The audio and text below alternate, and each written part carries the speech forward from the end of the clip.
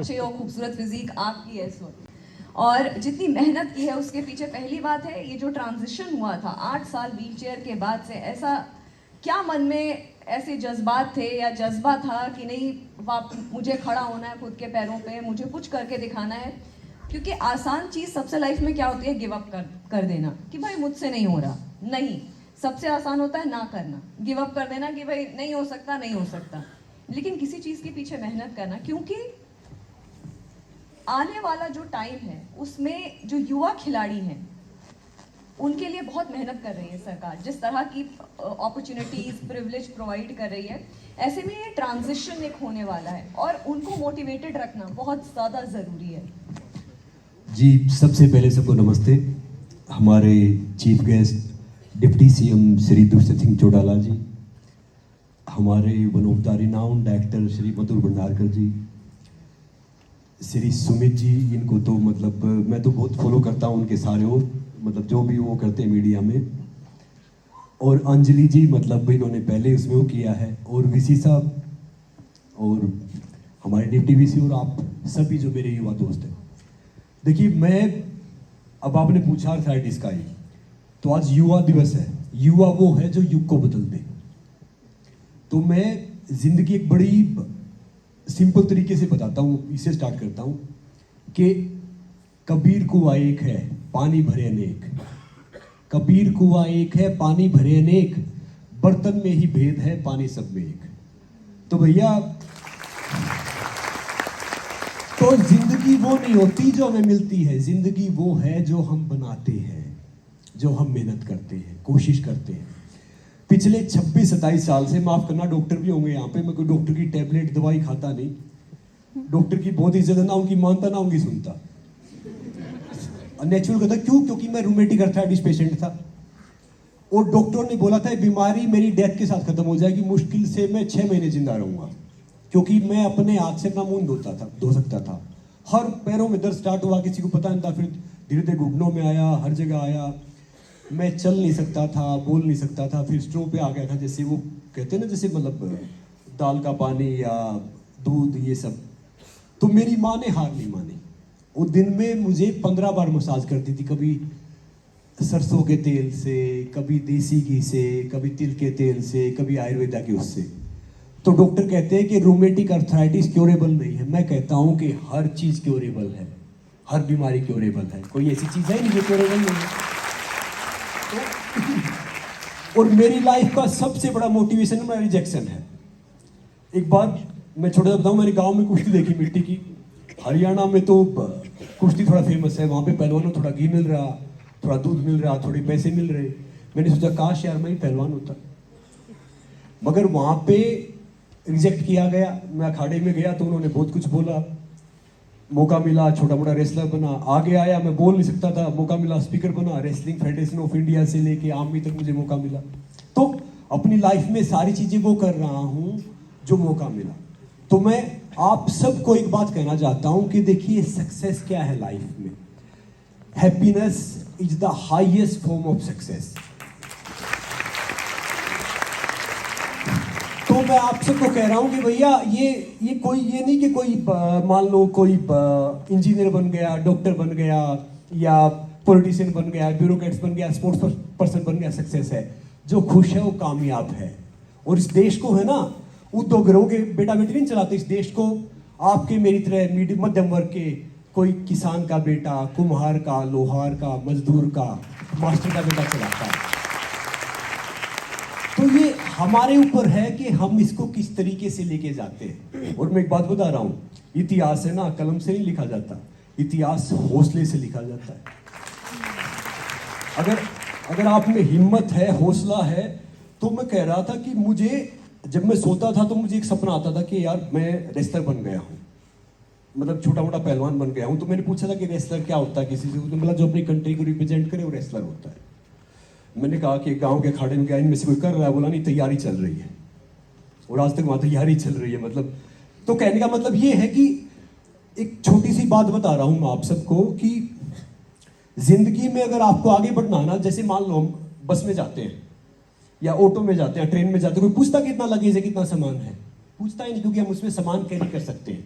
हम फ्लाइट में जाते हैं ना तो वहाँ पे रिस्ट्रिक्शन लग जाता है कि भैया आप 20 केजी या 30 केजी से ज़्यादा लेके नहीं जा सकते। तो आपको ज़िंदगी में अगर उड़ना है ना, ऊपर पहुँचना है, तो आपको ढेर सारी चीज़ें छोड़नी होंगी। उन लोगों की बातें छोड़नी होगी जो कहते हैं कि भैया आप ये नहीं कर सकते, आप वो नहीं कर सकते, आप ये कर सकते हो, आप वो नहीं कर सकते, छोड़ दो। रॉकेट भी जब ऊपर जाता है ना तो टुकड़े टुकड़े छोड़ते हो जाता है। क्यों जाता है? क्योंकि वो जो जरूरी चीजें वही रह जाती है, बाकी नीचे रह जाता है। तो मैं कह रहा हूं कि पिछले 27 साल से मैंने, सच बता रहा हूं, आप सब से मिलने के लिए मैंने प्रॉमिस किया था यहाँ आऊंगा, तो मैंने डॉक्टर की दवाई खाई 2 दिन, क्योंकि मुझे कोल्ड हो रखा है पिछले 4-5 दिन से, केयरलेस हो गया था, नहीं तो मैं खाता नहीं हूँ। और मेरा ये मानना है कि जब रूमेटिक अर्थराइटिस था तो मैं सोचता था कि मैं ठीक हो गया, कोशिश करता था। मुझे नॉर्मल होने में 3 से 4 साल लगे। धीरे धीरे फिजिकल डिसेबल इंसान को आम आदमी के मुकाबले 3 गुना ज़्यादा मेहनत करनी पड़ती है हर तरीके से। फिर मैंने देखा कि इस दुनिया का सबसे संपन्न इंसान पता कौन है? जिसका शरीर ठीक है, जिसकी सोच ठीक है। उससे अमीर धनवान इंसान कोई है ही नहीं। तो तब से मैं सेल्फलेस सोचता हूँ, और मैं सोचता हूँ कि भैया मेरा देश मान तो मेरे का ही होता है, क्योंकि देश तो हमारा है ना। अब हम में से, अब आप सब यूथ में से डिफरेंट है, कोई पॉलिटिशियन ही बनेगा, कोई डिफरेंट सेक्टर में जाएगा। और जैसे अभी हमारे डिप्टी सीएम साहब ने बोली थी कि पॉलिटिशियन की वाकई बहुत जिम्मेदारी हो जाती है, बिल्कुल हो जाती है, क्योंकि एक वो पद वो है। मगर हमारे यहाँ पे कुछ लीडर हैं, बाकी पॉलिटिशियन हैं। पॉलिटिशियन क्या होते हैं कि एक चुनाव जीता फिर दूसरे के बारे में सोचते हैं। लीडर क्या होते हैं कि चुनाव जीत गए और नेक्स्ट जनरेशन के बारे में सोचते हैं। तो हमें वो करना है। अब मैं यही सोचता हूँ कि जहाँ पे मैं रहता हूँ कि यार मान लो कि एक टाइम होता था मेरे पैरों में शू नहीं होते थे, बस का किराया नहीं होता था, वो सारी चीज़ देखी। अब एक टाइम है कि मेरी 160-65 बच्चों की फैमिली हो गई है, जिनका करता परमात्मा मैं उनके एजुकेशन का, यूनिफॉर्म का जरिया बनता हूँ, उनकी स्पोर्ट्स किट का, जो भी वो करता है, क्योंकि मैं पोस्टमैन हूँ, चिट्ठी यहाँ से आप पहुँचा देता हूँ। तो बस मैं यही कह रहा हूँ कि जब जागो तब सवेरा। तो मैं इस बीमारी से ना सिर्फ ठीक हुआ, और मैंने काफ़ी बच्चों को इस बीमारी से मदद की है, उनको आगे आने में, सब कुछ करने में। मैं कहता हूँ कि कोई भी बीमारी सिर्फ फिजिकली 10% होती है, 90% मेंटली होती है। जैसा हम सोचते हैं वैसे बन जाते हैं। तो बस मैं यही कह रहा हूँ कि आप अपने आप को ना प्रेशर मत दो, कंप्यूटर मत बनाओ या बाकी चीज़ मत बनाओ। जो आप हो ना उस चीज़ का एंजॉय करो। ये पल अब चला गया ना, दोबारा नहीं आएगा। हम खाली किराएदार हैं 50 साल के लिए, 60 साल के लिए, 70 साल के लिए, मैक्स टू मैक्स 80 साल के लिए। हमारे से पहले बहुत आए और बहुत जाएंगे। अब ये देखो कि भैया हम क्या लेगेसी छोड़ के जा सकते हैं, क्या हम बेस्ट कर सकते हैं। तो मैं भी हमेशा यही सोचता हूँ, सीखता हूँ, आगे चलता हूँ, गलतियाँ करता हूँ, मगर किसी का गलत नहीं कर सकते। क्या है कि और जिंदगी में किसी से आपका मनमुटाव हो गया ना, दोस्त बन जाओ, बना लो, क्या पता अगला पल आए ना आए। जिंदगी में मतभेद तो हो जाए मगर मनभेद नहीं होना चाहिए।